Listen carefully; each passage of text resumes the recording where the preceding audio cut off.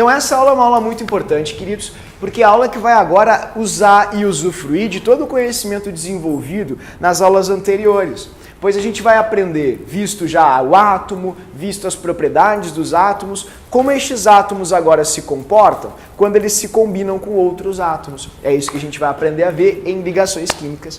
Então é sempre legal mapear assim, a matéria de ligações. E explicar também para o aluno o que a gente vai ver aqui. Qual a implicação disso no nosso cotidiano, nas provas de química e para a matéria de química. Então o que são ligações químicas? São as combinações atômicas e moleculares. Isso é muito importante.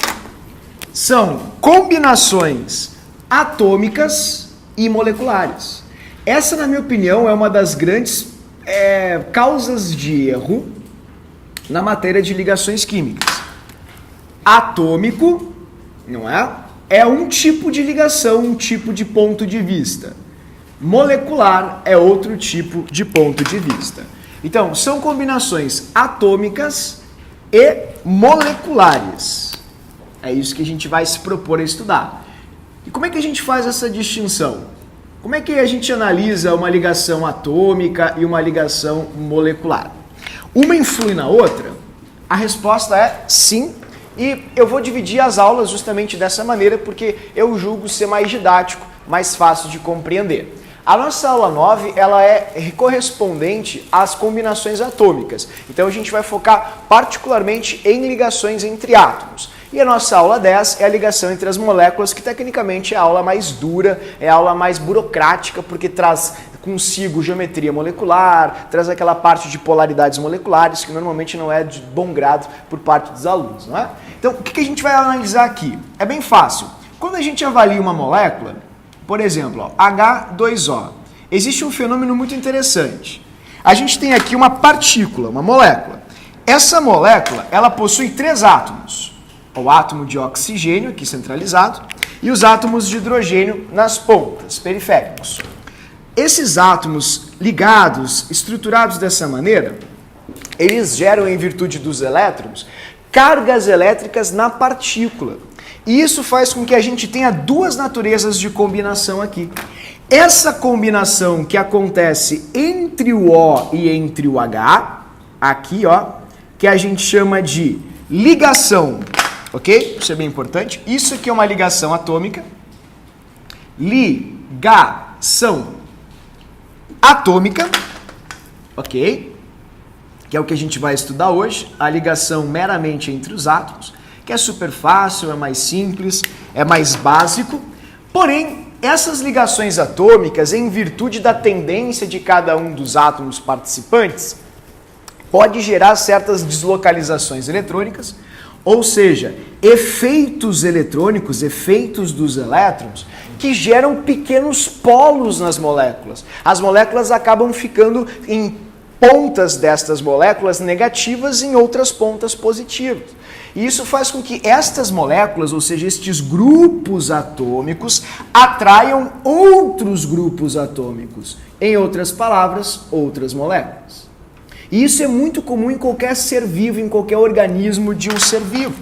Porque nós, como seres vivos, nós somos formados por átomos simples. E estes átomos simples são carbono, hidrogênio e oxigênio, eles não se unem atomicamente. Eles se unem assim, ó. Vazio, puro e simples vazio. E nesse vazio existe uma forcinha micro, muito pequena, muito sutil, que une estas moléculas ou aproxima elas, que a gente chama justamente de força molecular ou de ligação molecular. Então, isso é muito importante ser ressaltado, entende? A gente tem que deixar bem claro essa diferença entre as análises. Essa ligação aqui de cima, a gente chama de atômica. É a ligação direta entre os átomos, onde o orbital de um átomo compartilha elétrons com o orbital de outro átomo e eles formam um orbital único molecular. Agora, isso aqui é uma mera atração eletrostática feita à distância.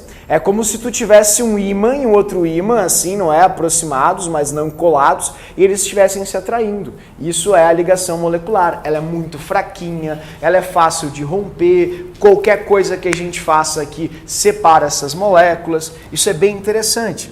E repito, quando a gente tem combinações de átomos simples, como carbono, hidrogênio e, enfim, oxigênio, estes átomos têm tendências em formar moléculas. E, portanto, todos os organismos constituídos por tais átomos são organismos formados por moléculas e não por ligações atômicas. Isso é muito, muito importante.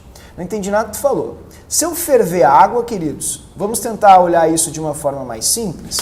Se eu ferver essas águas aqui, eu jamais vou separar a ligação entre os átomos. Eu vou separar a ligação mais fraca que tem, que é a ligação entre as moléculas. Eu faço isso, ó.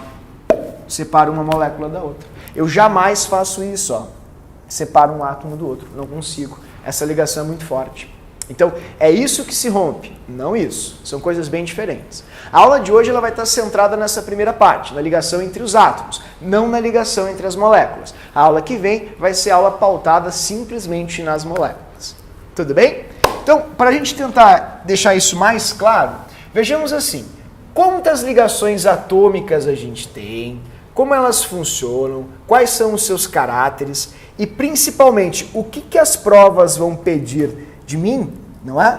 O que elas vão requerer do meu conhecimento para eu poder resolver isso. É muito fácil responder tudo isso, vou mostrar aqui para vocês, e mesmo que a gente fique um pouquinho receoso, porque hoje já existem 119 elementos descobertos, e aí tu, lembrando um pouco de matemática, desarranjos, permutações e combinações, tu pensa, mas se eu tivesse 119 casos, a quantidade de possibilidades de arranjos que eu posso fazer é infinita. Não, é muito fácil. São só 3 possíveis combinações que vocês vão ter. Porque mesmo havendo 119 elementos, na verdade, eles todos entram em grandes nichos ou grupos de elementos. E estes grandes nichos ou grupos são metais e não metais. E ponto. Então é como se tu só tivesse 2 grandes tipos de átomos formando combinações. Isso é maravilhoso, porque restringe a tua amostragem de 119 arranjos ou combinações para apenas 2, não é? Enfim, 2 amostragens para arranjos e combinações. Então eu vou mostrar isso para ti aqui. Ligações químicas. Quais são, como eu vejo e por que elas, enfim, se processam dessa forma. Para falar de ligações químicas, é inevitável que a gente comece olhando a tabela e discriminando quem é metal e não metal, porque é assim que funciona. Os metais têm uma tendência, os não metais têm outra. E essas tendências são bem respeitadas aqui nessa nossa tabela periódica. Uma coisa que é bastante interessante de salientar também, pessoal, é que, principalmente em se tratando de URGS, a gente nunca vai ter, cuida o que eu vou dizer agora, nunca vai ter problema com metalóides, ok? Metalóides. Não precisa se preocupar com aquilo que a gente viu em tabela periódica. Porque, repito, aquela divisão é uma divisão bastante ultrapassada, bastante antiga, e essa obsolescência da classificação de metalóides, ela não atrapalha o aluno aqui. Portanto, vocês vão trabalhar apenas com 2 classes. Repito, os metais e os não metais. Quem são os metais e quem são os não metais? É essa linha em negrito que as tabelas têm que vão informar isso para vocês. Então, tá no lado dos metais? Opa, tá no lado dos não metais? Maravilha. É só isso que tu precisa ver. Jamais esquecendo de algo essencial, que é essa coisinha aqui, chamada hidrogênio. Certo? Ele aparece demais nas moléculas, nas ligações e combinações atômicas também, e é muito importante vocês não lembrarem, na verdade, não? Jamais esquecerem que o hidrogênio não é metal, porque vai ter muita questão que vai te levar a pensar isso, entende? Vai tentar te ludibriar, vai tentar te enrolar. E a minha tabela está meio capenga também, se vocês observarem bem, né? Ela não tem uma coluna aqui que foi de propósito, eu não coloquei essa coluna propositalmente, e essa coluna vocês sabem bem qual é. É a coluna dos gases nobres. Mas desde 2013, aí vem uma pequena observação, 2013 foi descoberto alguns compostos com um gás nobre um pouco estranho, chamado de xenônio. Então eu vou colocar aqui para vocês o xenônio, que está na, hélio, neônio, argônio, criptônio, xenônio. Esse xenônio tem que ter cuidado com ele, porque ele anda aparecendo bastante em provas. A URGS cobrou ele em 2016 e 2013. Então foram duas questões com xenônio. E se eu não me engano, no ano passado o Enem cobrou uma coisa sobre isso também. Ou posso estar agora confundindo, mas foi uma prova importante, confesso que me fugiu agora da memória. Então é muito interessante o pessoal saber que o xenônio ele é um gás nobre que anda fazendo ligações. Foi descoberto recentemente isso. Esse ano foi um ano de muitas descobertas. Por exemplo, descobriram um carbono que contrariava a teoria do Pauling, de 1939, de que o carbono era tetravalente. Então, esse ano descobriram um carbono hexavalente. Um carbono que faz 6 ligações. Liga todos os elétrons que tem. Então, a tecnologia vai ajudando bastante a gente a corroborar as teorias. E aí a gente vai ter que se adequar conforme vamos evoluindo tecnologicamente, né? Então isso é uma coisa bastante importante. Lembrem do xenônio, ele também é não metal, tá vendo? E é o único gás nobre que até então nós temos conhecimento que anda formando ligações. A explicação para isso é fácil. O xenônio ele é um não metal relativamente, um gás nobre, relativamente grande. Então, para um gás nobre, ele não tem aquele poder dos demais gases nobres em virtude do seu tamanho ou dimensão. Se tu comparar ele com o hélio, que tem, enfim, uma camada eletrônica, ele é muito superior ao hélio, porque afinal o xenônio tem 5 camadas eletrônicas. Isso já dá uma boa dimensão para o átomo, certo? Então, essa é a grande divisão atômica que a gente tem na tabela periódica, a divisão dos metais e dos não metais. Portanto, não esqueçam apenas a grande dicotomia da tabela periódica, que é o que metal faz e o que não metal faz. Cada qual tem uma tendência, cada qual tem uma natureza. Os metais têm tendência em dar seus elétrons, são doadores, e os não metais têm tendência em receber elétrons, são os receptores ou ganhadores. Tudo bem? Então a gente vai escrever assim, estes daqui têm tendência em doar, são os eletropositivos, ok? Como a gente viu na aula de número 8. E estes daqui têm tendência em receber, são os eletronegativos. Eletronegativos. Então, um deles quer doar, o outro quer receber, e é isso que a gente vai combinar agora, proporcionando apenas 3 combinações.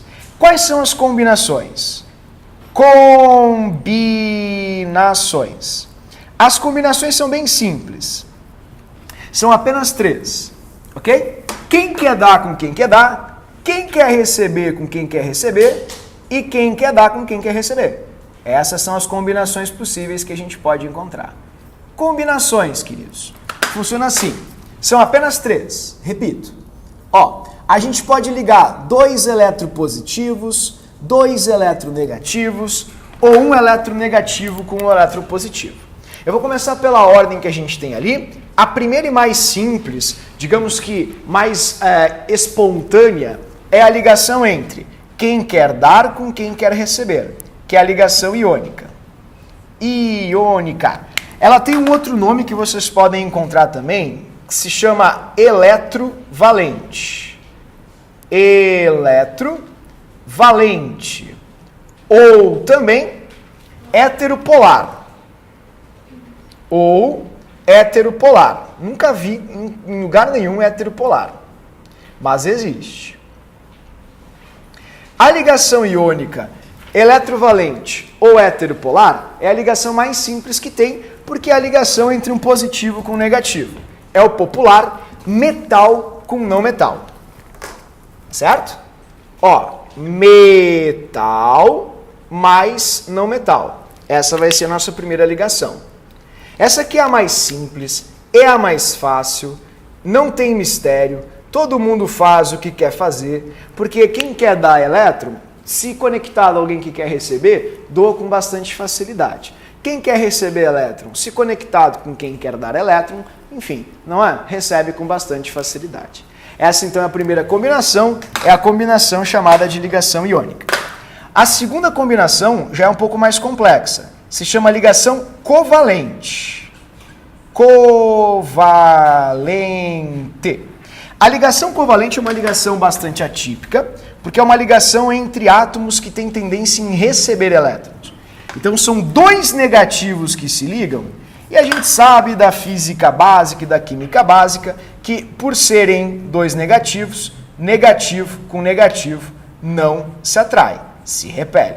Então aqui a gente tem um monte de problemas em virtude dessa repulsão natural e tem muito erro também quando tem gente que chama isso aqui de ligação molecular. Tá errado.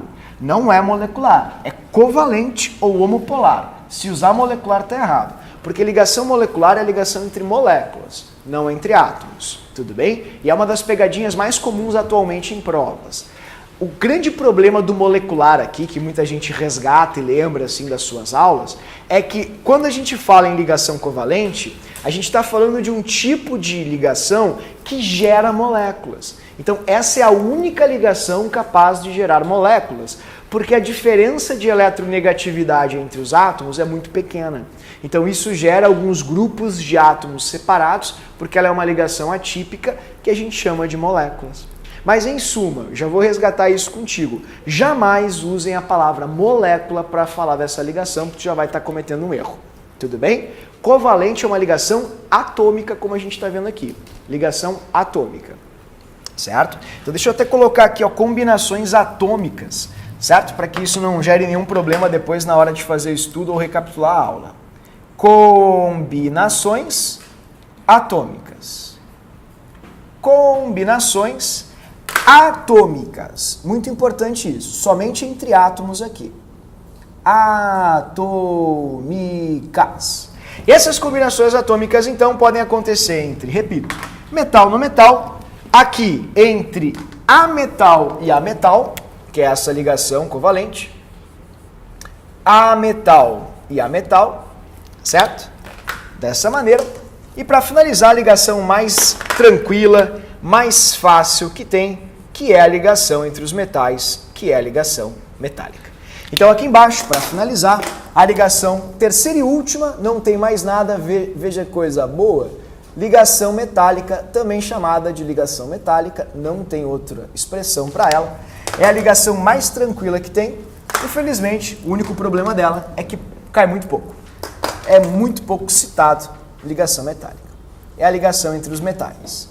Metal mais metal. Tudo bem? Então comecemos assim, queridos. Metal mais metal. Certo?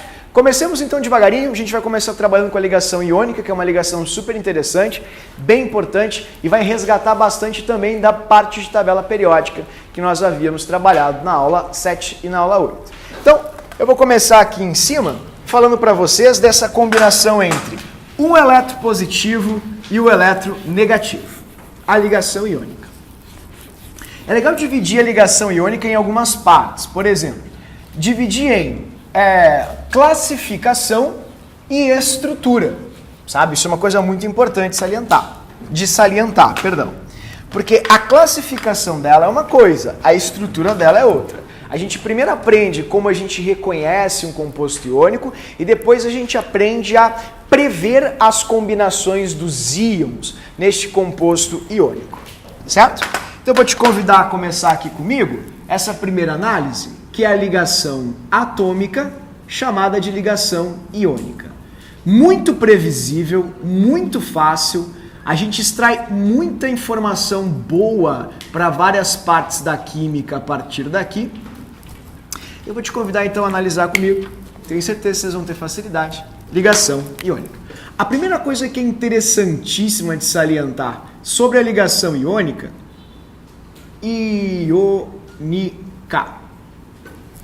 é que ela ocorre entre íons. Ocorre entre íons. Isso é uma coisa muito, muito importante e que, ao meu ver, fica, sei lá, escanteado, sabe? óbvio que se é iônica entre íons, ok? E essa obviedade, às vezes, omite do aluno uma compreensão mais plena e integral do que isso significa. Porque se ela ocorre entre íons, primeiro, eu não tenho nenhum átomo neutro ali, nenhum. Todo mundo fez o que tem tendência em fazer. Quem quer doar o elétron, doou o seu elétron. Quem quer pegar o elétron, pegou o seu elétron. E, por conseguinte, se transformou em íons. Que íons são? Sempre o cátion primeiro. Ó, a gente tem uma convenção na ordem de escrita. Cátion, sempre o cátion primeiro e depois o ânion. Cátion e ânion. Então é essa ligação que a gente chama de ligação iônica. É a ligação sempre que ocorre entre um cátion e um ânion. Portanto, toda vez que vocês verem ligação iônica, obrigatoriamente vocês precisam ver primeiro um cátion, depois um ânion, certo? Lembrando, queridos, que o cátion vai ser sempre discriminado pelo metal, então sempre o metal vai ser o cátion e o ânion sempre vai ser percebido pelo não metal, pelo ametal, que sempre vai ser o ânion. Então essa é a primeira informação que já corrige possíveis e eventuais errinhos básicos sobre a ligação iônica. Quer ver? Olha só, vou fazer aqui para que vocês percebam isso. Questão de prova clássica. Analise os compostos abaixo e diga quais são ou não iônicos. Aí eles te dão assim, ó, KI, CaO, entende? Vou pegar um maiorzinho aqui para tu ver, por exemplo, KMN, ou melhor, KNO3, NO3, tá vendo? E assim vai, compostos que são mais complexos. Sempre que vocês lerem compostos iônicos como estes que eu estou passando aqui, que são comuns em prova, a primeira coisa que tu tem que fazer é ativar a tua visão mais profunda, mais analítica, mais clínica. Quando tu olha para esse potássio, tu não pode estar olhando para um potássio, tu tem que estar olhando para um cátion. Tu sabe obrigatoriamente que esse cara aqui é um cátion. Ele vai ser o teu íon positivo, tá vendo? Desse jeito. Quando tu olha para o iodo aqui, ele não é iodo para começar, o nome dele é iodeto, já é diferente. Se fosse iodo, ele seria um vapor roxo, não é? Bem diferente, e não é. Isso aqui é o teu sal do Himalaia, ou o sal iodado, que é o sal que tem bastante iodo para regular essa glândula tireoide, que é uma glândula produtora de muitos hormônios, não é? Importantes para regular peso, enfim, queda ou não de cabelo e N funções fisiológicas do nosso organismo. Tudo bem? Então é isso que eu quero começar explorando em vocês. Eu não quero que quando vocês peguem um composto iônico, vocês façam como a maioria. Barbada, metal no metal iônico. Não, queridos, isso todo mundo sabe. E o professor que faz a prova também sabe. Então, se eles quiserem que vocês acertem a questão, ele vai fazer uma questão simples. Mas, normalmente, não é tão simples. Normalmente, eles aprofundam um pouquinho mais e perguntam coisas mais, digamos assim, específicas. Como, por exemplo, o cálcio aqui, ele tem 18 elétrons. Olha, se o aluno só lê cálcio, ele não consegue fazer isso, né? E se o aluno lê que ele é um cátion, porque ele é um cátion aqui, ele já sabe que ele está perdendo elétron. Então, o número de elétrons do cálcio ali não é o mesmo número que tu vai encontrar na tabela. Não é? Porque ele é um cátion. E o que os cátions fazem? Perdem elétrons. Então, sempre o metal está perdendo, sempre o não metal está ganhando. Sempre o metal está sendo positivo, sempre o não metal está sendo negativo. Esse mais e esse menos aqui, ele não está de acordo com as cargas de cada um, tá, pessoal? Tipo, o cálcio ali vai ser mais 2, ok? E o oxigênio menos 2, eu já vou mostrar isso para vocês. Eu só estou fazendo os sinais de mais e de menos para vocês saberem quem é o cátion e quem é o ânion. É sempre assim. Tudo bem? Então tá aí, queridos. Essa é a constituição da ligação iônica. A primeira análise que é essencial de se fazer é a questão das características, que as provas adoram cobrar. Características. Precisamos saber bem sobre isso, porque elas vão cair em prova e isso eu te garanto. A gente pode fazer agora, está documentado, eu faço um bolão com vocês. Vocês vão chegar em 2019, vai ter na URGS uma questão dizendo conduz eletricidade em meio aquoso, tem altos pontos de fusão e ebulição. Sempre caem as mesmas questões. Então a primeira característica essencial aqui que a gente pode perceber são os altos pontos de fusão e ebulição. Vocês lembram daquela questão que todo mundo já empacou lá em Sistemas Materiais, URGS 2013, segunda questão da prova? Dava uma equação química e um gráfico e dizia, de quem é esse gráfico? Resposta letra D, amônia. Todo mundo empaca naquela questão e a pergunta é a mesma. Como eu vou saber que é amônia? Tu só poderia naquela equação riscar água. Agora, depois ficava entre 4 substâncias. E 3 substâncias tu poderia eliminar rapidamente porque elas eram de natureza iônica. E se elas são de natureza iônica, os pontos são muito elevados. Diferentemente dos pontos que o gráfico trazia, que eram, menos 78 graus Celsius e menos 33. Jamais isso aqui vai ser de uma ligação iônica, nunca. Porque os iônicos, por serem muito fortes, por terem um positivo com um negativo bastante intensos, eles vão se unir fortemente, para separá-los vai requerer muita energia. Logo, jamais vão ter pontos de troca de fase tão baixos quanto estes aqui. Tudo bem?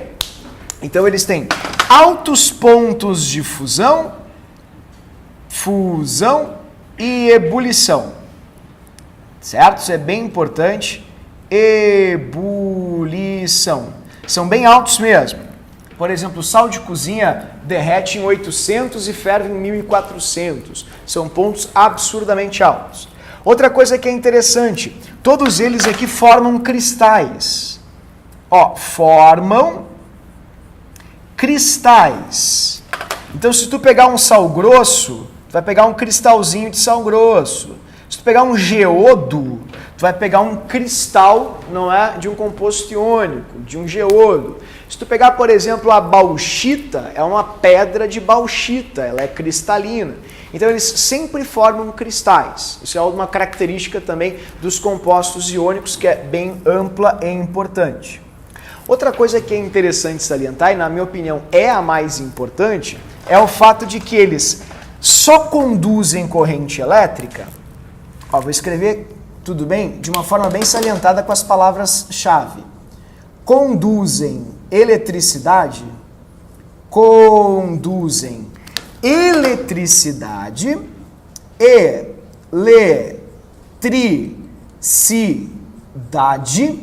e aí vem a grande observação. Apenas, olha um apenas bastante ressaltado. Apenas quando aquosos ou fundidos. Apenas aquosos ou fundidos. Ok? Isso é muitíssimo importante. Apenas quando aquosos ou fundidos. Vai cair, tá? Tu pode marcar, depois tu me cobra. E depois nas questões do tema, vocês vão perceber a quantidade de vezes que vocês responderam essa afirmativa aqui. Aquosos ou fundidos. Por quê? Porque condução de corrente elétrica dá a ideia de mobilidade, de fluidez. E fluidez para um composto engessado, engendrado, como um composto iônico, é uma coisa que não condiz, não combina. Afinal, um composto iônico é isso aqui, Tá vendo? Aquilo ali é um composto iônico. Isso é um cristal de sal. O cátion e o ânion começam a se conectar e ficam todos juntos num conglomerado iônico assim. Esses são os íons. Então, se eu quero que isso conduza eletricidade, como eu vou fazer se eles não se movimentam? A única forma para que ele conduza eletricidade é se isso aqui tiver fluidez. E não tem. Está estanque, engessado, é tudo juntinho. Como eu posso fazer para que ele tenha fluidez? Bem fácil. Eu posso esquentar isso aqui, assim, Tá vendo? Posso esquentar demais, porque se eu esquentar bastante isso aqui, o que acontece com a agitação das partículas? Aumenta, e se a agitação aumenta, o que acontece com isso aqui? Se espalha. E aí quando ela se espalha, aí eu tenho cargas livres que podem pegar o elétron de uma ponta e conduzi-lo até uma outra diferença de potencial, ou seja, até uma outra ponta. Então isso é corrente elétrica. Corrente elétrica é condução de um fluxo de elétrons que saem de uma ponta para a outra. Essa condução precisa ocorrer mediante fluidez de cargas que conduzam essas cargas elétricas para gerar a corrente elétrica. Só que existe uma outra forma de fazer isso que é bem interessante, que é essa forma aqui, ó. Não é só com aquecimento dessa maneira tão dura que a gente pode fazer isso. A gente pode fazer isso também de uma maneira um pouco mais simples, que é essa aqui. Olha que massa. Deixa eu ver se eu acho aqui rapidamente para vocês. Ali, ó. Olha que coisa maravilhosa. Ó, olha aqui a parte de cima, tá vendo? Deixa eu apagar aqui para ficar mais fácil a visualização. Olhem para a parte de cima ali, ó. Eu não tenho como aumentar ela, infelizmente, tá? Mas assim, ó, isso aqui é o mesmo cubinho de sal que tu tá vendo na página 131, tá vendo? Vocês conseguem encontrar a coincidência aqui, a referência, ó. Sódio é o roxinho, cloro é o verdinho. Sódio é o roxinho, cloro é o verdinho. E daí ele te mostra o seguinte, prestem bem atenção. Eu joguei em água, tá vendo aqui a água? Ó? H2O. H2O, isso é água. Olha o que acontece com a água. Quando a água entra em contato com o sal, ela começa a interagir com os íons, tá vendo? Olha que coisa linda. E aí ela solubiliza os íons. Então é isso que acontece com os íons. Eles são solubilizados pela água. Não é todo mundo que faz isso. Isso aqui é o óleo. Ó. Óleo não consegue, não tem interação suficiente para arrancar um íon do outro. A água tem, a água consegue. Então é por isso que em solução aquosa ou derretidos, eles conseguem conduzir corrente elétrica. Porque dessa maneira os íons se soltam, se libertam e tem mobilidade, ficam fluidos, tem fluidez. E é isso que faz com que o elétron se engate ali, ó, eletrostaticamente com o cátion, e o cátion vai levando o elétron até uma outra ponta. É assim que funciona. Vocês já ouviram falar de bomba de sódio e potássio no organismo? Quer ver o que é a bomba de sódio e potássio? Vou te mostrar aqui no neurônio, ó. O professor tem um aplicativo para tudo. Deixa eu ver, é verdade. Olha ali, ó, biologia, olha que coisa maravilhosa. Olha que legal isso aqui, ó. Isso é uma bomba de sódio e potássio, ó. Ali estão as organelas. Deixa eu ver se eu... Ó, olha as carguinhas, olha as concentrações. Olha, não, o potencial já é demais. Tá? Então, observa bem, ó, olha o sódio e o potássio. Eles entram e saem das organelas em virtude justamente da interação com as cargas. Tá vendo? Então, como isso funciona? Deixa eu ver se eu consigo botar aqui no Fast. Deixa eu ver se eu diminuo aqui. Aqui diminui. Isso. Ó, tá ali então. Pronto. Deu.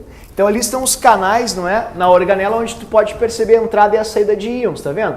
Como é que isso acontece? Justamente em função da diferença de potencial, de carga positiva e carga negativa.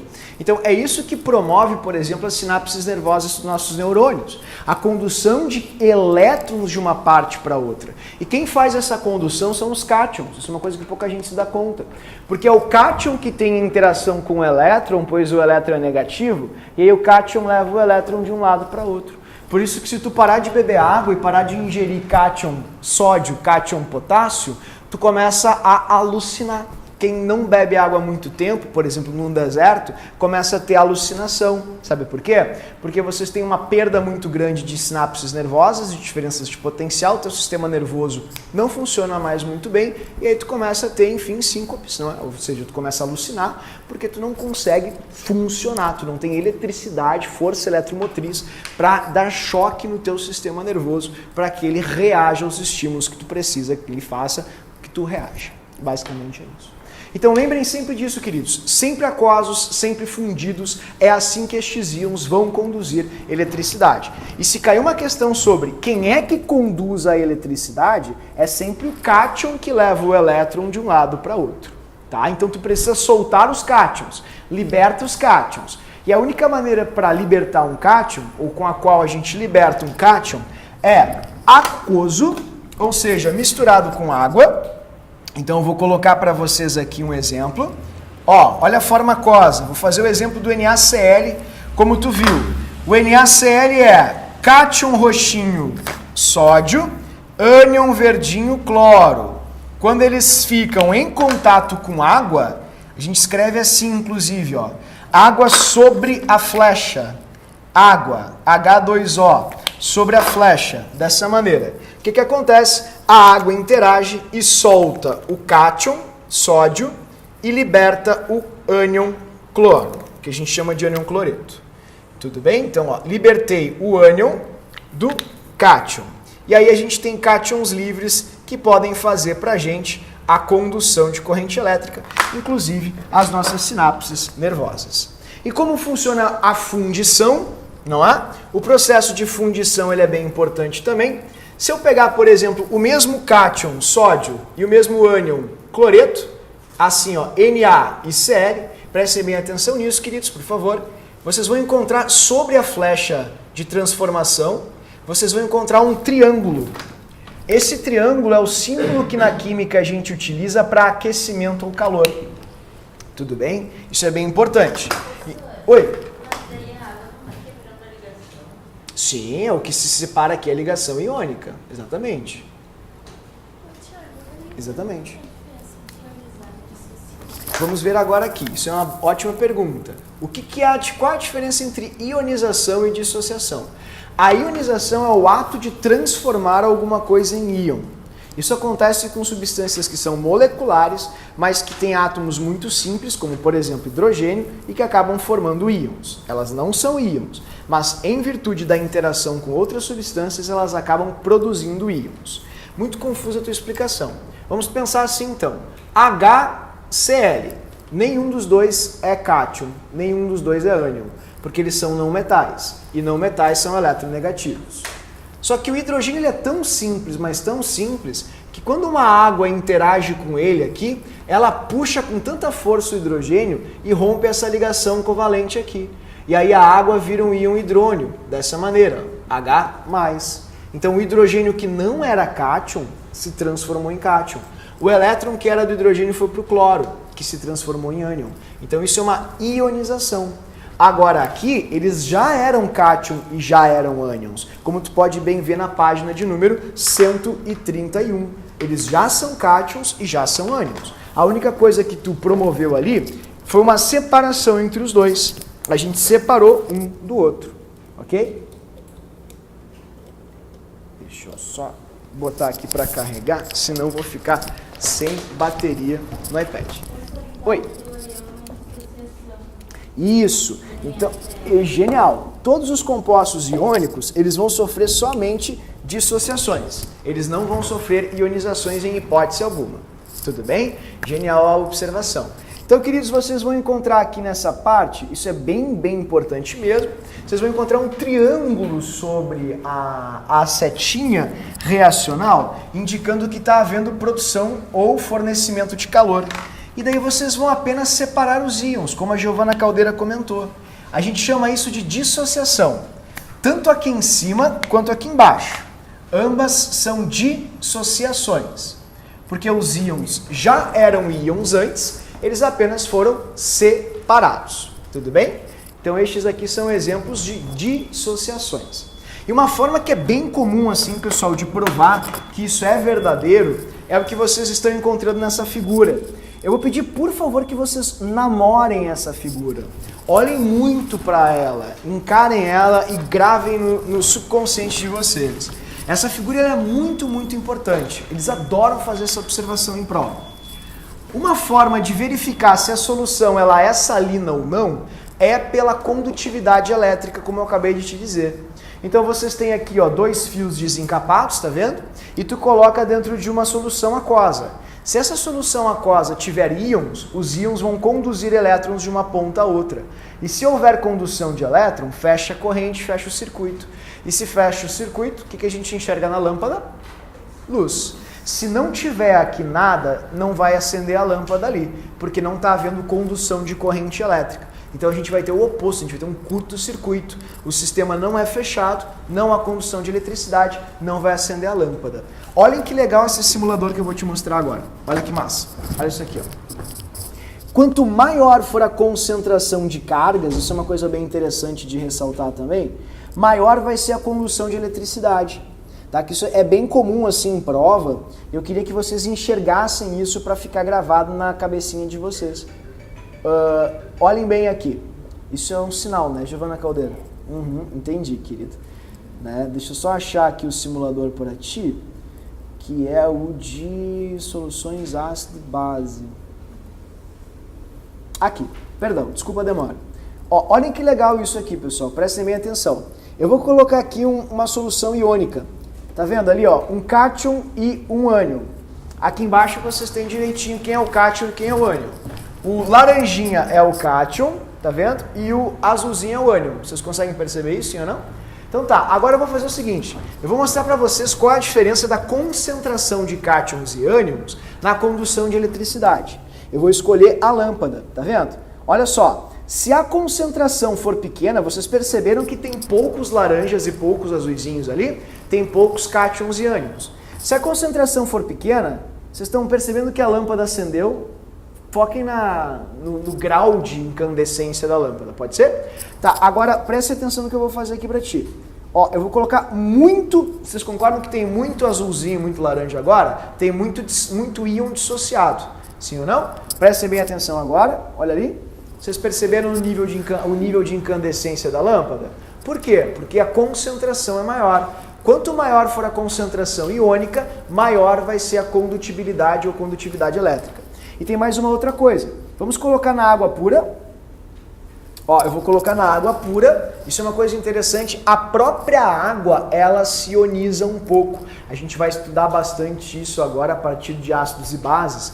A água, ela produz H+ e OH-. Vocês, obviamente, devem lembrar disso. O H+ e o OH- é derivado de algumas moléculas poucas de água que acabam se separando. Então, olhem a condutividade elétrica da água, tá vendo? Praticamente zero. Bem pequeno. Tudo bem? Oi. Primeiro ali que tu mostrou. Ok. Uma ionização do H, não, antes. Esse aqui é uma ionização, exatamente, porque é um ácido. Era do B. Tipo, ficou BH, mais alguma isso. Teve uma ionização ali, né? Sim, do hidrogênio da água, exatamente. Isso, exatamente. Pessoal, eu me fiz entender, vocês entenderam isso? Por que ocorre condução? Qual dos dois íons que conduz? Sempre o cátion, porque é ele que interage com o elétron e leva o elétron de uma ponta a outra. Ok? Tranquilos aqui? Então tá. Agora a gente vai entrar numa parte mais burocrática e que, por conseguinte, também é uma das partes, na minha opinião, mais interessantes da aula de hoje, porque ela vai te dar um subsídio, um embasamento para compreender muitas e muitas outras partes da química, que é a estrutura. Eu trouxe uma figura aqui que é bem legal para vocês perceberem, que é uma figura que mostra as combinações e o porquê das combinações químicas. Essa figurinha aqui que está na página 130, se não me engano. É isso? Ok? Teve um cidadão, gênio da química, o nome dele era Gilbert Lewis, e ele inventou uma explicação para a gente poder entender por que, por exemplo, na natureza não existe MgCl. Não existe isso. Só existe na natureza MgCl2, com uma proporção atômica de 1:2. Isso começou desde a época do Dalton, quando ele, nas leis ponderais das proporções unitárias, ele percebeu que, por exemplo, um mesmo elemento poderia se ligar a um oxigênio, 2 oxigênios, 3 oxigênios, tipo, por exemplo, o nitrogênio. Ele acabava variando bastante. Ele queria entender por que às vezes o nitrogênio se ligava a um oxigênio, às vezes se ligava a 2, às vezes se ligava a 3. Isso ficou sem explicação por muito tempo, porque faltava uma parte... Pode bater, Nath. Faltava uma parte muito importante para essa compreensão, que veio depois o Thomson, chamado elétron. A explicação para essas combinações fixas está nas combinações eletrônicas. Este foi um modelo, uma invenção que o Gilbert Lewis proporcionou para a gente, para nós entendermos como é que o magnésio se liga só a 2 cloros. Como é que o sódio se liga somente a 1 cloro. Se, por exemplo, eu falasse de alumínio, a proporção seria de 1:3. Olhem só como as proporções elas são bastante aqui estranhas, né? E variáveis. Ué, como assim? É o mesmo cloro? É o mesmo cloro, como eu te falei do caso do Dalton. Era o mesmo átomo, era o mesmo nitrogênio. Por que o nitrogênio ora se ligava com 1, ora se ligava com 2, ora se ligava com 3 oxigênios? Por que o mesmo cloro se liga com um sódio? Aqui eu preciso de 2 cloros para se ligar com magnésio. E o mesmo cloro se liga com 3 cloros. Mesmo átomo de cloro precisa de 3 átomos de cloro para satisfazer o alumínio. Então, esse era um dos grandes problemas que se tinha na química, que era a compreensão dessas relações unitárias. Por que é unitário? 1 para 1, 1 para 2, 1 para 3. Por que as proporções mudam tanto? Quem deu a ideia para que a gente pudesse entender esse modelo, deu uma ideia baseada em estabilidade, porque na natureza a gente sempre utiliza as coisas estáveis para referenciar exemplos ou modelos. E o Lewis disse assim: talvez os gases nobres, que são os estáveis, possam nos informar alguma coisa. Os gases nobres, eles possuem 8 elétrons na camada de valência, sim ou não? E aí se pensou assim: se um gás nobre se estabiliza com 8, talvez os demais átomos também se estabilizem com 8 elétrons na camada de valência. Observem o magnésio aqui, como vocês bem estão vendo no desenho. O magnésio tem 2 elétrons de valência, sim ou não? Olhem para o cloro agora para ver o número de elétrons de valência. O cloro tem 1, 2, 3, 4, 5, 6, 7. Quantos elétrons o cloro precisa para ficar com 8 elétrons de valência? 1. Quantos elétrons o magnésio precisa para ficar com 8? Ele tem 2. Ele precisa de 6. Só que pensemos no seguinte: o magnésio não é um metal? O que os metais fazem? Dão elétrons. Uma pergunta: se o magnésio doar esses 2 elétrons de valência aqui, a camada de valência dele não passa a ser a segunda? Quantos elétrons ele tem na segunda? Vamos contar juntos? 1, 2, 3, 4, 5, 6, 7, quanto? 8. Não fica com 8 também? Então foi isso que o Lewis criou, inventou. Ele inventou um modelo. Não é que seja assim, é um modelo para explicar as combinações químicas que se aplica a um bom número de exemplos ou casos, situações químicas no dia a dia. Certo? Que é o modelo da ligação iônica. Observem como é que fica o íon, como tu tinha me comentado antes sobre o cloreto de cálcio, é a mesma coisa, só que com magnésio. O magnésio doa 2 elétrons, porque assim ele consegue ficar com 8, e o cloro recebe cada qual 1 elétron, porque assim ele consegue ficar com 8. Tudo bem? A mesma coisa a gente pode perceber aqui no caso do fluoreto de sódio. Por que o fluoreto de sódio ele se conecta 1 para 1, um átomo de sódio para um átomo de flúor? É muito fácil. É só a gente pensar nas camadas de valência de cada um destes átomos. Por exemplo, o sódio ele tem 11 elétrons. Na camada de valência dele, ele tem apenas 1. Tudo bem? Então, ele tem aqui a primeira camada, a segunda camada, e a terceira camada. Na primeira camada, ele tem 2 elétrons. 1, 2. Na segunda, ele tem 1, 2, 3, 4, 5, 6, 7, 8. Não é? Fechando aqui, 10 mais 1, 11. Esse é o sódio. Então, o que o sódio faz? O sódio doa esse elétron aqui para o flúor, pois o flúor na sua camada de valência tem 1, 2, 3, 4, 5, 6, 7. Falta apenas 1 para ele conseguir ficar com 8. E se o sódio doar esse único elétron que ele tem em solitário, a gente chama de elétron celibatário, que é o elétron da camada de valência, são os elétrons isolados, elétrons celibatários, celibato mesmo, não é aquela coisa tipo que papai que era padre não cumpriu. Mas enfim, não vem ao caso, tá? Papai casou pelo menos, casou, contraiu matrimônio e surgiu desse fruto, desse pecado, digamos assim, 2 pessoas que somos eu e meu irmão. Mas enfim, eles estão condenados ao caminho do inferno, eu sei, mas não vem ao caso. Tá? Então, eu já vi questões onde eles diziam: os elétrons celibatários do átomo são os elétrons de valência, os elétrons que ficam isolados, mais afastados do átomo. Então, o que acontece aqui, queridos? O sódio perde esse elétron, doa para o flúor e todo mundo assim fica com 8. Segundo a teoria de Lewis, fica estável. Tudo bem? Então, se está tudo bem, vamos tentar fazer 2 exemplos bem simples para ver se eu consigo me fazer entender. Eu queria inclusive mostrar para ti algumas referências bem simples também, queridos, que vão ajudar vocês a construírem essas combinações. A questão que eu estou propondo para ti aqui é uma questão bastante fácil, que é uma questão que vai trazer para ti o seguinte questionamento. Qual a proporção atômica entre estes átomos? Entre, por exemplo, os átomos de alumínio e oxigênio. Quantos alumínios se conectam a quantos oxigênios? E quantos cálcios se conectam a quantos iodos? É isso que a gente precisa descobrir nesse pequeno e simples exercício. Como é que vocês fariam isso? Qual é a fórmula do primeiro, por exemplo? Se eu ligar alumínio e oxigênio. O que vocês acham? Fácil, difícil. A primeira coisa que tu tem que fazer é localizá-los na tabela periódica. Como a gente viu na tabela, cada coluna tem uma certa tendência, porque tem um número de elétrons de valência. Então vocês vão precisar procurar o alumínio e o oxigênio nas suas colunas da tabela periódica, para saber quantos elétrons de valência estes átomos têm. Então eu vou procurar o alumínio na tabela.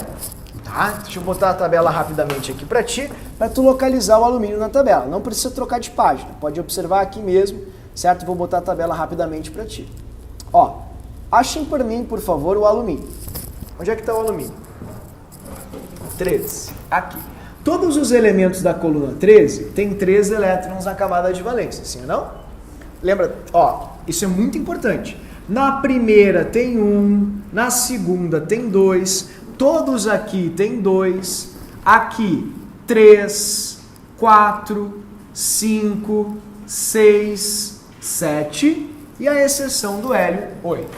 Não se preocupem com os de transição, eles não vão ser cobrados neste momento. Vocês vão encontrar os de transição com uma outra técnica chamada de regra ou técnica do Knox.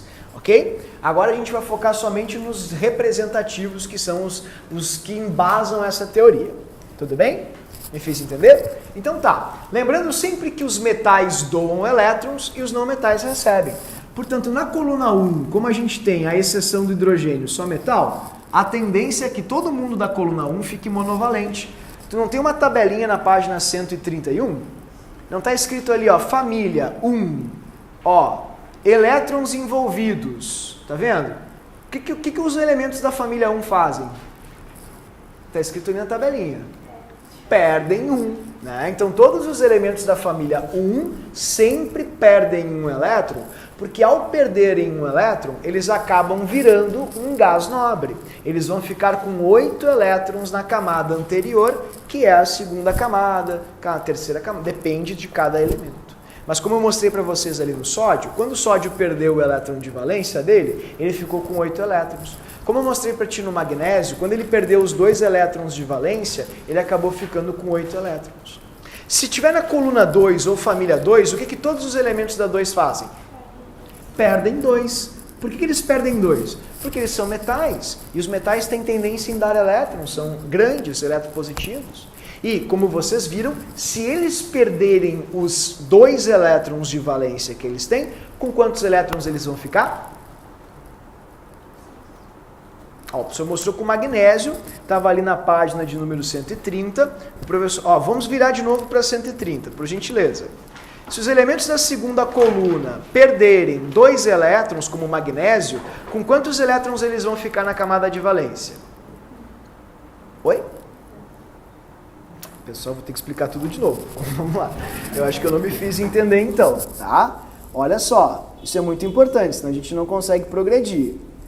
Ó, vamos de novo. Como é o magnésio? O magnésio é esse elemento aqui. Ele tem na camada de valência, ó, 2 elétrons, ok? Essa é a última camada. Se ele perder esses 2 elétrons, ele não tem mais essa camada, porque ele perdeu esses elétrons. Então, com quantos elétrons ele vai ficar com a nova camada de valência dele? Vamos contar juntos, ó. 1, 2, 3, 4, 5, 6, 7, 8. Com quantos elétrons o magnésio vai ficar? Com quantos elétrons os elementos da segunda coluna ficarão? Se perderem 2 elétrons, todos eles ficarão com 8 elétrons na outra camada, assim como o magnésio. Tudo bem? Então é por isso que todos os elementos da segunda coluna acabam doando 2 elétrons na camada de valência. Pergunta, e os elementos da 13, da coluna 13, como o alumínio, que está na 13, o que eles fazem? Está escrito na página 131. Todos os elementos da coluna 13, ou seja, da família 3, sempre fazem o quê? Perdem 3 elétrons. Por quê? Porque se eles perderem 3 elétrons, com quantos elétrons eles vão ficar na última camada? 8. Eis o comportamento padrão. Todos os átomos doam ou ganham elétrons porque dessa maneira eles conseguem ficar com 8 elétrons de valência, que é a mesma quantidade de elétrons que os gases nobres possuem. Certo? Então, o alumínio não está na 13? Não está na coluna 13, sim ou não?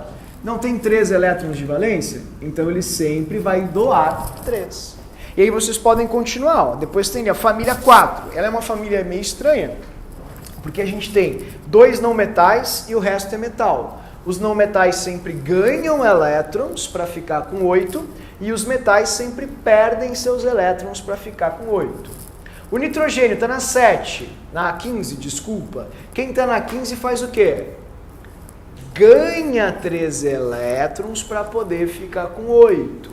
Então isso é muito importante. Ó. Na coluna 13, eles sempre vão doar 3. Na 14, os não metais recebem 4 e os metais doam 4.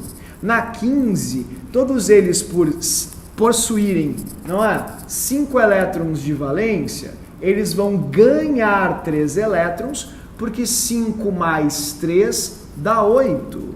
Na 16, todos eles têm 6. Se eles ganharem 2 elétrons, eles vão ficar com 8. Na 17, todos eles têm 7. Por isso, eles sempre vão ganhar 1 elétron para ficar com 8. Pessoal, caso isso não esteja claro, por favor, marque um plantão. Vamos retomar, porque isso aqui é muito básico, ok? E é fundamental. Sem isso, a gente não vai conseguir dar profundidade nenhuma para o restante. Então, se eu não estiver me fazendo entender, me perguntem. Por exemplo, todo mundo entendeu que esse menos 3 aqui significa 3 elétrons recebidos? Tudo bem? Lembrando que o menos não é um sinal algébrico, é uma carguinha, né? É o ânion, é negativo. Então, se está na 15, tem 5 elétrons de valência. Quando ganha 3, fica com 8. E observem como respeita exatamente o comportamento de cada elemento. Sempre os metais doam e os não metais recebem para atingirem 8 elétrons. Oi, Gustavo. Tu não estava com a mão levantada? Ah, tá. Perdão, querida. Eu pensei que tu estivesse com a mão levantada. Me desculpa. Me fiz entender? Tá, então, se eu me fiz entender, qual é a resposta do exercício? Isso, genial. Ó, eu vou mostrar para vocês 2 técnicas diferentes para montar isso. Eu preciso que vocês se apropriem das 2. Não é uma questão de escolha, tá, pessoal? É que uma complementa a outra. Então, eu vou fazer contigo aqui esses 2 exercícios. A primeira técnica é a técnica dos elétrons de valência. Vocês vão escrever os elétrons de valência e vão respeitar a tendência que cada um deles tem. Então eu vou começar aqui. A primeira técnica é assim, ó. Alumínio. Tu vai escrever o alumínio, ok? Qual a coluna do alumínio? 13. Todos os elementos da 13 têm 3 elétrons de valência. Então a gente escreve 3 elétrons na forma de X ou bolinha, tanto faz. Aí tu vai pegar o oxigênio. O oxigênio está em que coluna? 16. Então ele tem 6. Aí tu vai escrever aqui ao redor do oxigênio 6 elétrons de valência, que vocês podem desenhar com bolinhas ou com X. Uma sugestão é sempre desenhar os elétrons dentro do possível em pares, porque como nós tivemos na aula de orbitais, em cada orbital, quantos elétrons a gente consegue botar? 2, cada qual com um spin invertido, né? Porque quando eles giram em sentidos opostos, eles criam campos magnéticos de atração. Então essa teoria de Lewis é chamada de teoria de repulsão dos pares eletrônicos de valência. Então é sempre interessante escrever em pares os elétrons, dentro do possível, obviamente, porque a gente representa melhor dessa maneira, pois os elétrons ficam em pares, ok? Tá, eu não entendi nada. Acho que tu entendeu sim. O que o alumínio tem que fazer? Tem que dar 3. Muito bem. E cada oxigênio só pode receber quantos? 2. Então vocês podem fazer de um jeito super primitivo, que é esse aqui, ó. O alumínio pode dar 2 aqui para esse oxigênio, mas não se satisfaz, ele precisa doar 3. Então o que eu vou fazer? Eu vou precisar de mais um oxigênio, ok? Para pegar aquele elétron do alumínio. Então a gente sabe que uma proporção de 1 para 1 aqui não dá, porque eles não vão se satisfazer. O alumínio não consegue dar os 3 elétrons para um oxigênio só. Então um átomo de alumínio não vai se combinar a um átomo de oxigênio. A gente vai precisar aumentar essa proporção. Então eu vou tentar, e tu vai tentando, é uma tentativa. Então eu acho que o alumínio consegue satisfazer 2 oxigênios. Vamos ver. Ó, feito. O alumínio está pronto. Doou os 3 elétrons. Pergunta, esse oxigênio recebeu 2? Mas ele tem que receber 2, não é? Não está na tabelinha da página 131? Família 16. Na família 16, quantos elétrons os elementos ganham? 2. O oxigênio está na família 16. Tudo bem? Então esse oxigênio não está satisfeito. Então um alumínio não satisfaz 2 oxigênios. Portanto, eu vou precisar de mais alumínios. Aí tu vai colocando. Mais um alumínio. 3 elétrons de valência. O alumínio vai doar agora um elétron aqui, mas e os outros 2 do alumínio? Para onde vão? Eu vou precisar de mais um oxigênio. Aí vocês colocam mais um oxigênio aqui para ajustar a combinação atômica entre eles. Dessa maneira, a gente consegue, olhem só, pronto, satisfação total. Os alumínios conseguiram doar os seus elétrons e os oxigênios receberam todos os elétrons. Todos os elétrons doados pelos metais têm que ser recebidos pelos não metais. Não pode ter elétron sobrando, elétron livre espalhado por aí. Então essa técnica ela é interessante porque ela vai te permitir enxergar uma coisa muito importante, que é o número de elétrons de valência. Se a questão te perguntar isso, quantos elétrons de valência essa partícula tem, basta a gente contar x e bolinhas. Vamos contar os x e bolinhas? Cada alumínio teve quantos elétrons de valência envolvidos? 3. Então o total dá quanto? 6. E cada oxigênio teve quantos? 6, né? Ó, esse tem 6 elétrons, esse tem 6 e esse tem 6. 6 vezes 3 dá quanto? 18. Mais esses 6 dá quanto? Calma, vai dar tudo certo. 18 mais 6, 24 elétrons de valência. Isso me preocupa, porque teve um ano que a URGS perguntou, quantos elétrons de valência tem tal molécula? Ninguém sabia responder. E é o que tem de mais fácil, porque é só contar x e bolinha. Sai contando, ó. 1, 2, 3, 4, 5, 6, 7, 24. Só isso. Tudo bem? Me fiz entender? Vocês entenderam isso? Oi, pode perguntar.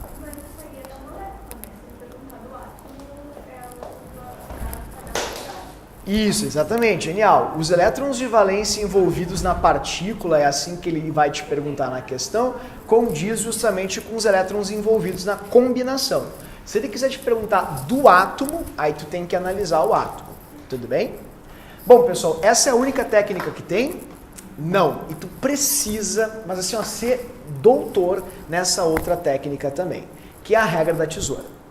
Como a gente tem cátion e ânion sempre numa ligação iônica, e a ligação iônica é a única ligação que permite uma tesoura, olha só que interessante isso. A regrinha da tesoura funciona assim. Tu vai escrever o metal primeiro, porque é uma convenção, e o não metal depois, porque é uma convenção. As pessoas decidiram escrever dessa forma, assim como decidem escrever Henrique de H a E. Entende? Da esquerda para a direita. É uma convenção. E aí como é que funciona? Bem devagar, olha como é que vai ficar. O metal é sempre o positivo, aí a gente vem aqui e coloca o sinal de mais. O não metal é sempre o negativo, aí a gente vem aqui, queridos, e coloca o sinalzinho de menos. Feito isso, tu vai ter que ver qual é o comportamento de cada um desses íons. Por exemplo, o alumínio está na família 13. Qual o comportamento do alumínio sempre quando ele se conecta a alguém? Perder 3. Então a gente vai colocar aqui em cima mais 3. O oxigênio, que tem 6 elétrons de valência, para ficar com 8, ó, se ele tem 6, para ficar com 8, quantos faltam? 2. Então sempre que nós encontrarmos um oxigênio, quantos elétrons o oxigênio vai buscar para ficar com 8?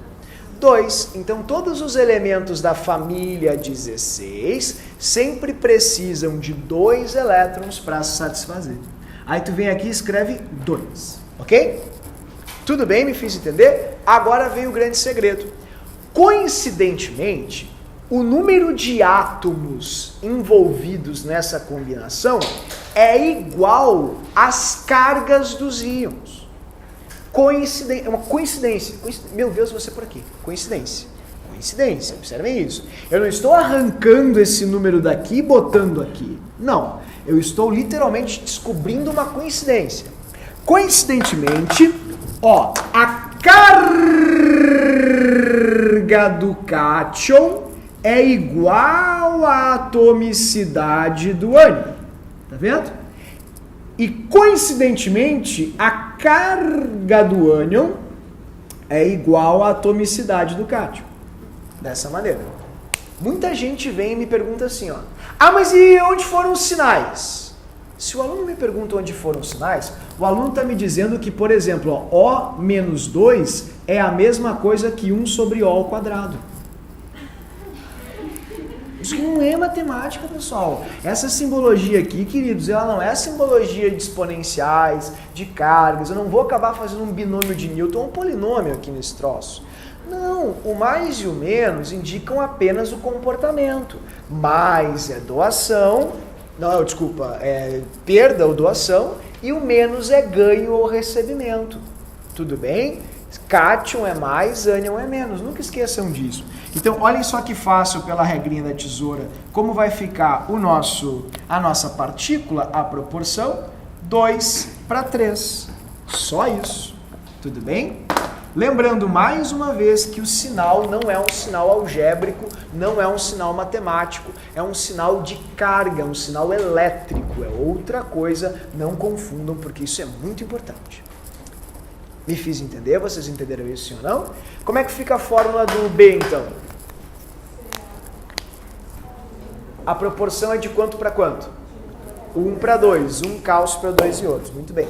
Posso apagar aqui, então, para a gente fazer o próximo? Eu consegui me fazer entender, vocês entenderam isso, por favor, se não me fiz entender, falem, o professor explica de novo. É essencial que a gente saia hoje daqui sabendo fazer muito bem isso, porque os exercícios vão requerer demais. E repito, o aluno que sabe isso, ele vai chegar em matérias como inorgânica, equilíbrio químico, soluções, dando risada. O aluno que não sabe isso, acha que ligações inorgânica, equilíbrio químico ou soluções são matérias impossíveis. E aí tu pensa, impossível porque é difícil? Não, é porque ele não sabe o básico. Então o alicerce está muito ruim e a gente tem que dar uma reforçada nele. E esse aqui é o alicerce. Eu me fiz entender, vocês entenderam, queridos? Ok, então vou parar de incomodar e vamos para a próxima. Quantos elétrons de valência tem um Ca e 2 então? 2 para o Ca, muito bem, mas e para o I2? Isso, então vamos lá. Ca está na segunda coluna. Eu venho aqui e coloco os 2 elétrons de valência dele. O iodo está na 17. Então eu venho aqui e coloco 7 elétrons de valência no iodo dessa maneira. Eu sempre tento distribuí-los em pares, porque cada orbital atômico contempla 2 elétrons com spins opostos. Então eu vou colocar aqui para ti dessa maneira. Pronto. Um cálcio é capaz de satisfazer 2 átomos de iodo. Número de elétrons de valência. 2 do cálcio, 7 desse iodo dá 9, mais 7, 16 elétrons de valência. Essa seria a resposta da questão da prova da URGS. Agora, como eu faço pela regra da tesoura? Bem fácil. O cálcio é positivo, o iodo é negativo, porque ele é um não metal. A carga do cálcio é mais 2, porque ele se encontra na segunda coluna da tabela periódica. E todos os elementos que estão na segunda coluna sempre doam 2 elétrons.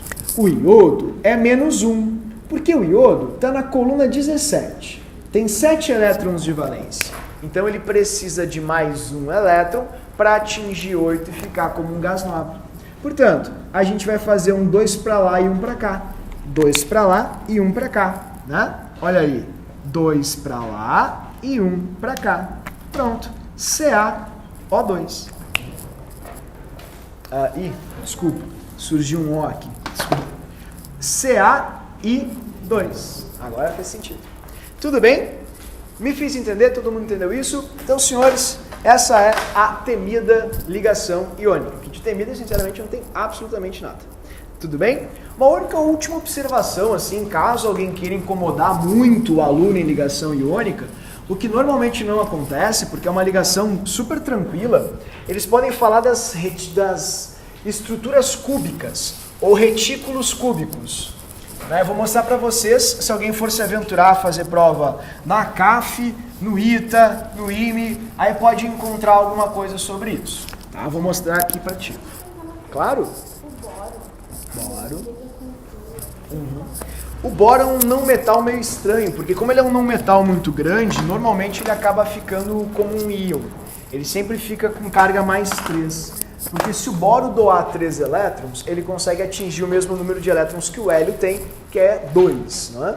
Então, como ele tem 5, se ele perder 3, ele fica com 2, igual ao hélio.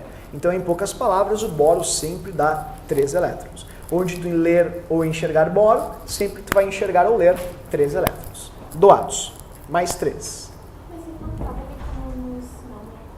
Sim, mas é justamente por isso, porque ele é um não metal bastante grande para um não metal. E como ele é um não metal grande para um não metal, ele acaba muitas vezes se comportando como um metal, porque ele está bem na fronteira entre os dois. Até isso vai ficar um pouco mais claro agora no caráter das ligações que a gente vai ver aqui mais à frente. Cuidado, isso é bem importante. Se tu for fazer uma prova muito difícil, é provável que eles vão apelar para isso aqui, Como os íons se conectam? Os íons se conectam formando cubos. Cada vértice, como tu pode ver aqui embaixo, acaba sendo um vértice de um íon, de um cátion e de um ânion, cátion e ânion, cátion e ânion. Então, quando eles começam a se conectar muito, eles vão formando, queridos, cubinhos, desse jeito, tá? A gente chama isso de retículo cristalino. Sempre um cátion vai ser rodeado por ânions e um ânion vai ser rodeado por cátions. Então tu vai ter isso aqui, vai ter aqui no outro vértice carga positiva, sempre rodeado por cargas negativas e assim por diante. Cada vértice do cubo vai corresponder a um íon, como tu pode bem ver aqui nesse exemplo. Vou mostrar para vocês, Se eu pegar as bolinhas, vocês vão perceber que sempre uma bolinha positiva está ligada a uma negativa.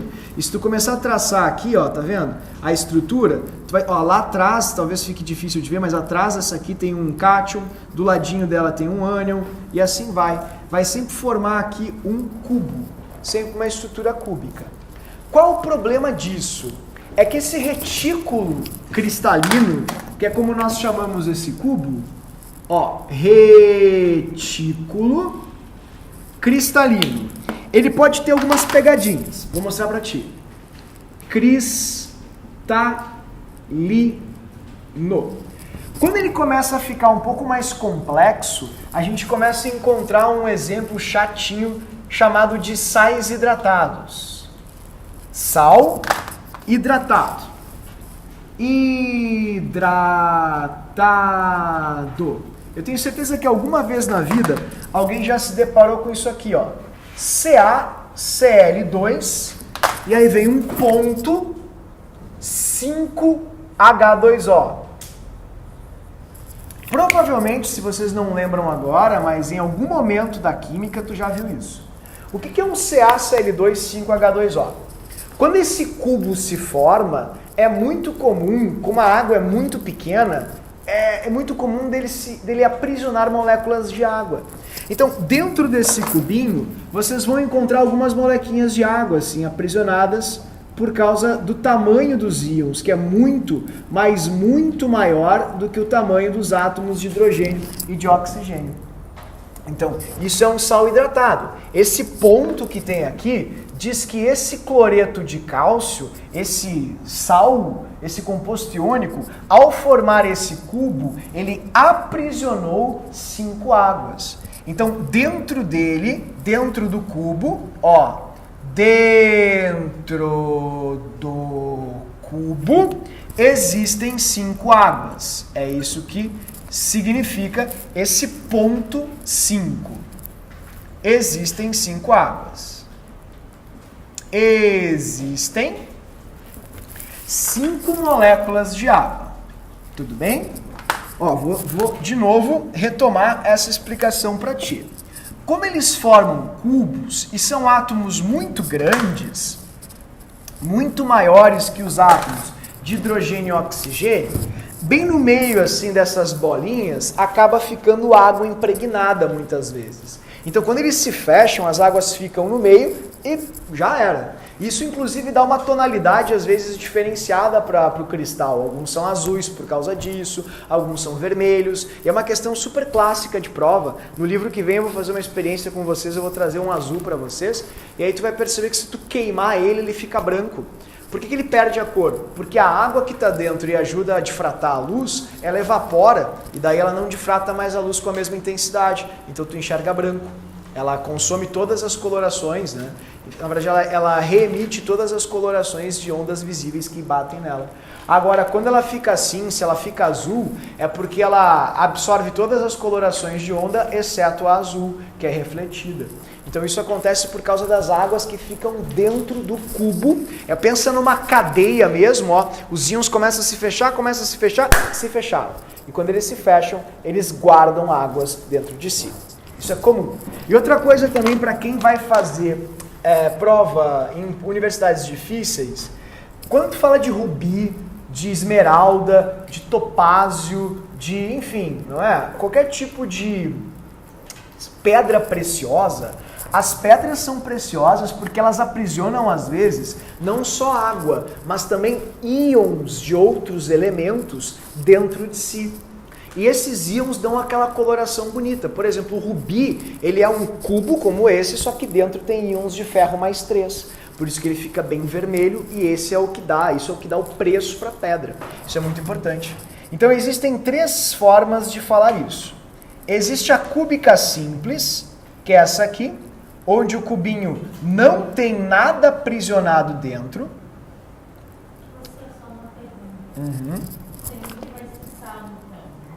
Isso. Não. Sempre vai ser iônico. Iônico. Não necessariamente sal. Porque, por exemplo, CaO não é um sal, é um óxido. E é de ligação iônica. Exatamente. Água dentro. Quando tiver esse ponto, 5 águas. O aluno que não conhece acha que isso aqui é vezes. E não é. Isso aqui indica que tem 5 águas aprisionadas dentro desse cubo que ele formou. Tá? Essa é a cúbica simples, é quando o cubinho não tem nada, nem íon, nada preso. Quando ele está preso dentro, a gente chama de cúbica de corpo centrado. Já vi cair isso em prova, se alguém for fazer uma prova muito difícil, pode encontrar isso. Tá? É uma parte da matéria chamada de mineralogia, estudo dos minerais, obviamente. O cúbico de corpo centrado é quando lá no meio do retículo, a gente tem aprisionado alguma coisa, bem no meio. Assim. Bem no meio, a gente tem um corpo centrado. Corpo centrado. Centrado. E a pior de todas, essa eu nunca vi, só estudei na faculdade mesmo, é a de face centrada. Existem outras estruturas mais complexas, mas daí não vale a pena ressaltar porque não aparecem mesmo. Agora, essa aqui é até onde no máximo uma prova complexa pode chegar, que é a de face centrada. O cúbico de face centrada, que é o mais difícil, é uma estrutura cúbica em que cada face do cubo vai apresentar sempre um íon. Então, por exemplo, a gente tem nessa primeira face aqui um íon, aqui em cima a gente tem um íon aprisionado no meio, do lado tem um íon, aqui embaixo tem um íon também. Então estes são os de face centrada. É o mais complexo que existe e eu duvido que caia. Mas pode ser cobrado para assustar o aluno na UFSC, que é uma prova chata. Quem vai fazer agora tem que cuidar, ok? Pode ser cobrado também na ACAF, que é uma prova horrível. Vocês viram a questão de distribuição eletrônica do ano passado da ACAF. Nunca ninguém cobrou aquilo, a ACAF cobrou. Então eu não quero correr riscos, porque é uma coisa muito séria a tua aprovação. Então essas são as estruturas cúbicas. A mais comum é a simples e a de corpo centrado. Face centrada é quando na face do cubo vocês têm os íons aprisionados. Tá? Tá? Então eles provavelmente deem um desenho para ti e vão dizer aqui, ó, ah, aqui nessa secção tem uma água. Como é que eu chamo isso? Face centrada. Ah, lá dentro, ó, bem no meio do cubo tem uma água. Como é que eu chamo isso? Corpo centrado. Ah, não tem água em lugar nenhum. Como é que eu chamo isso? Simples. Só isso. É bem fácil. E eles vão dar os desenhos para vocês. Fiquem tranquilos quanto a isso. Oi, Joana, abre o coração. Então aquele que desenhou ali é um corpo centrado. Corpo centrado, genial, muito bem. Eles sempre vão te dar o desenho para que tu entenda o que eles querem que tu diga, tá? Não é algo assim feito de qualquer jeito, de uma maneira aleatória. Não, tu precisa analisar o desenho, tá? Então, a minha única preocupação, sinceramente, é quanto aos sais hidratados, ou os compostos iônicos hidratados, porque esses caem muito mesmo, tudo bem? Então, quando tiver aquele ponto tantas águas, corresponde a águas que foram aprisionadas pelo cubo. Então pode ser de cubo centrado, ou corpo centrado, ou pode ser de face centrada. A gente não tem como afirmar isso. Só pode afirmar caso a questão nos dê indícios disso. Oi, Giovana Caldeira. Ligação iônica. Porque é entre íons. Sim, a gente vai até estudar isso na nossa aula 10, que é a força íon de polo. Exatamente, genial, muito bem, a observação muito bem feita. Queridos, então, estas são as ligações iônicas.